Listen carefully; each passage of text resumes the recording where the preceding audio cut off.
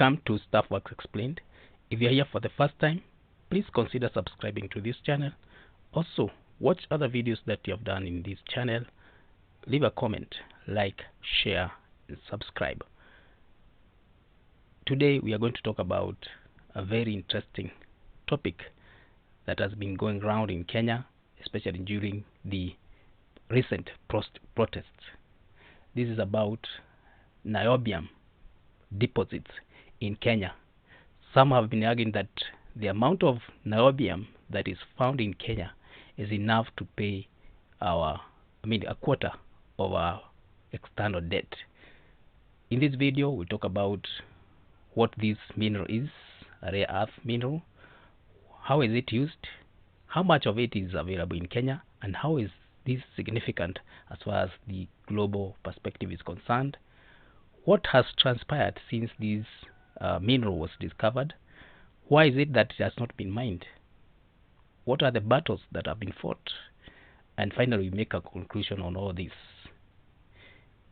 We start by mentioning an article that was written in Sunday Nation Smart Company magazine in October 2023, where its headline screamed that large deposit of niobium in Mrima Hills, Kwale County lies untapped 93 years later. So this article seems to claim that this rare earth mineral has been was discovered almost 100 years ago, but up to now it has not been mined. The newspaper claimed that there was a battle for control of the world's 6th largest deposit of niobium and other rare earth minerals, in which the local community was just seen as a pawn. The mineral in question the minerals in question is, as far as this article is concerned, were rare earth materials, and the most prominent of these was niobium, which is a high value metal which is used in manufacture of high performance steels, such as those that are used in making of aircraft turbine blades, wind turbines, vehicles, as well as ships. The newspaper was tracing how suspicion, bad blood, and an indecisive government had conspired to keep deposits of these rare earth mineral and other minerals, which the newspaper said were worth 250 billion, but this figure has been disputed, and some are saying that it's worth trillions of shillings. So let's start by looking at what is niobium. Niobium is a chemical element with a symbol Nb and atomic number of 41. On its key properties and its uses, its appearance is gray and metallic.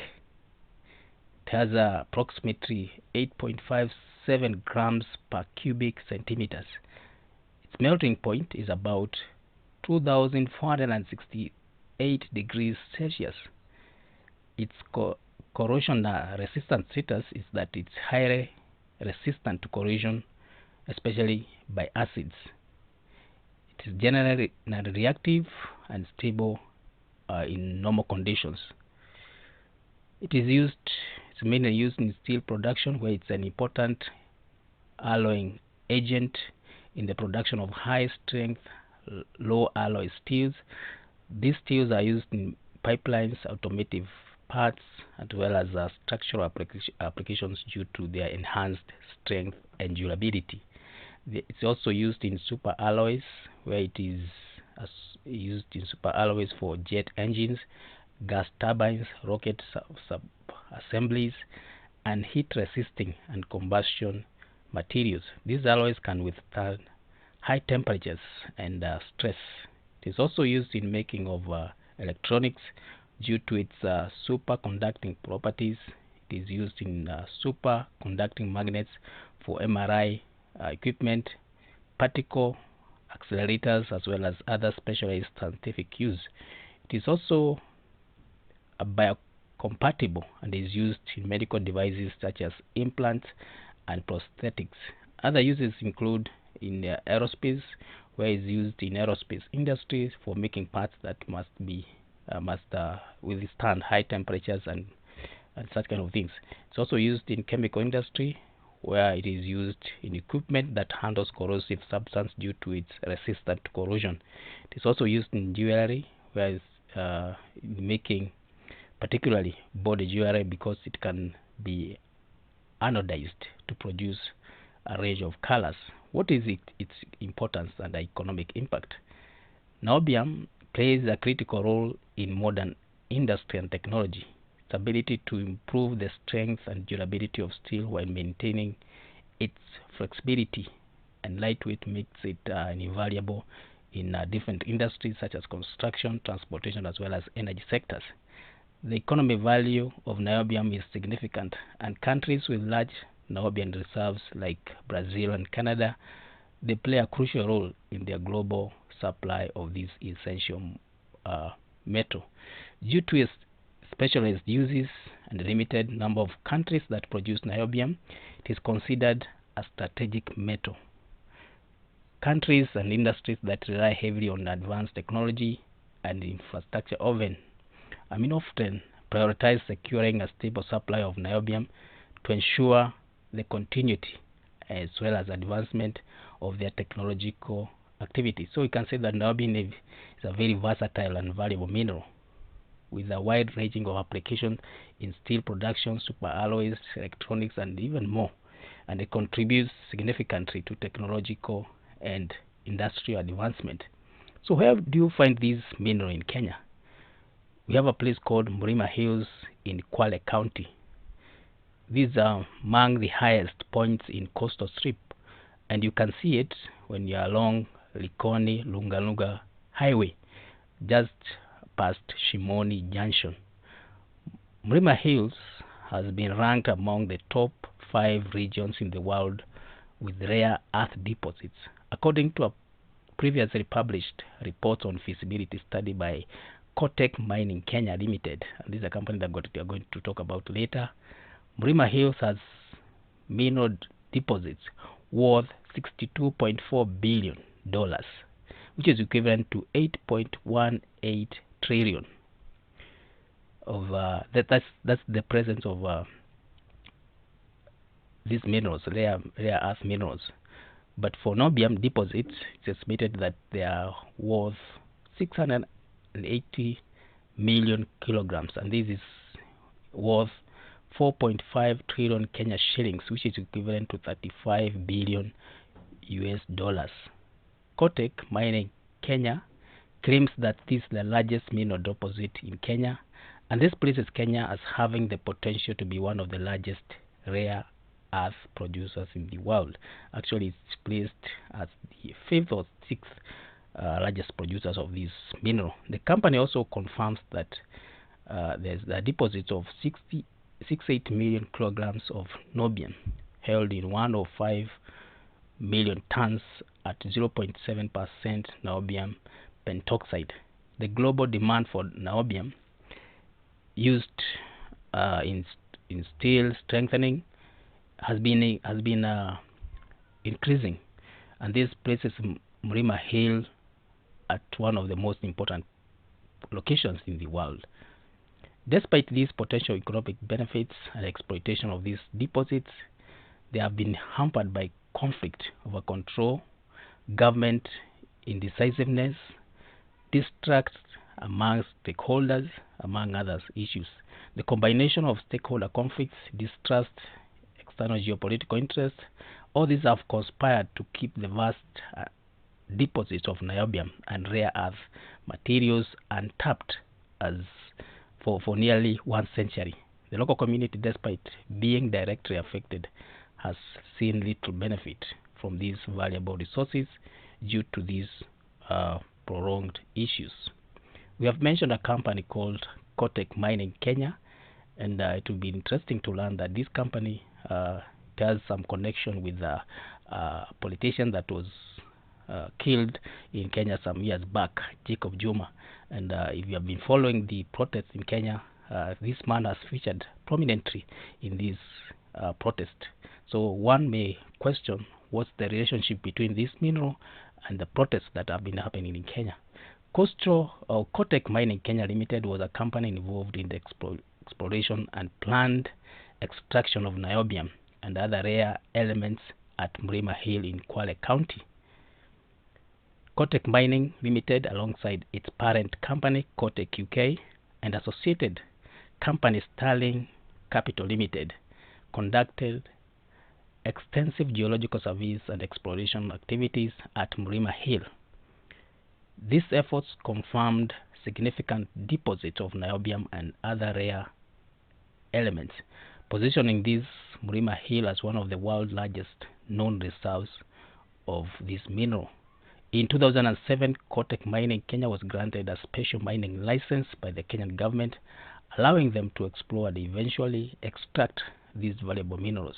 The company invested in detailed geological studies, which were mainly to assess the commercial viability of the niobium deposits. Kotek Mining Kenya had plans to develop mining infrastructure at Mrima to begin the extraction of niobium and other rare elements. These minerals are critical, as we have said, in steel strengthening as well as other uses. The extraction of these was projected to bring substantial economic benefits to Kenya, where it would have created jobs, increased revenue through exports, and also local community development. It was estimated then that niobium was around 250 billion, although this figure we said has been disputed. In February 2012, Kotek Mining Kenya Limited submitted an environmental impact assessment to National Environment Management Agency Authority of Kenya for niobium and rare earth mining in this location, Mrima Hill, and this EIA was rejected. Nature Kenya and Kenya Forest Working Group objected to this EIA on grounds that Mrima Hill was declared a national reserve and or a nature reserve and national monument because of its natural and cultural riches. Therefore, exploitation of this mineral should be strictly limited and closely monitored to preserve them.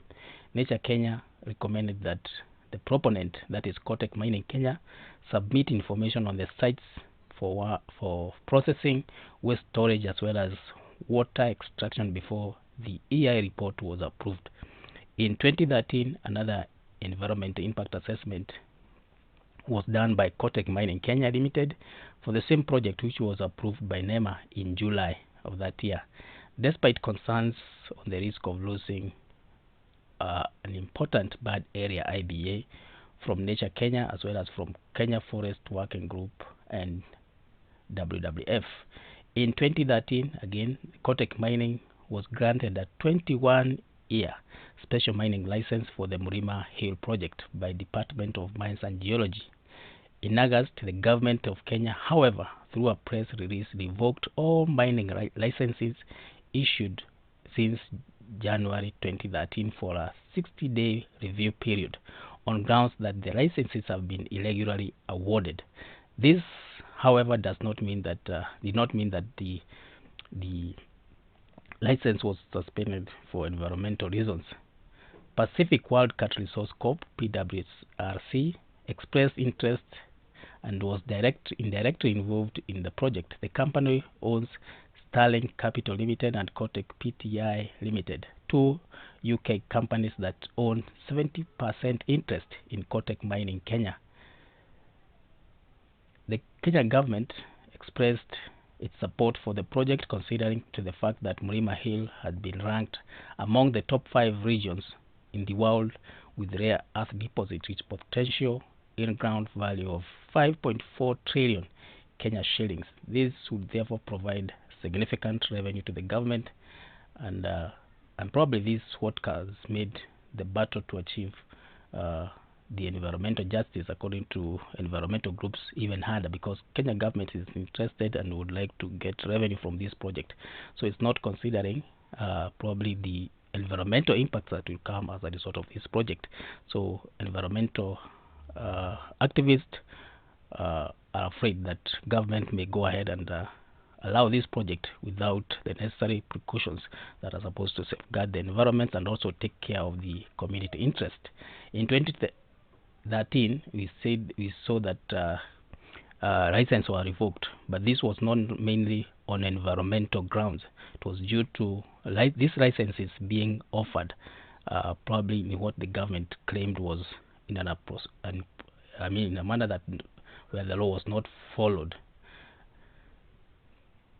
So when this license were revoked, and Kotek license was one of them, the Kotek Mining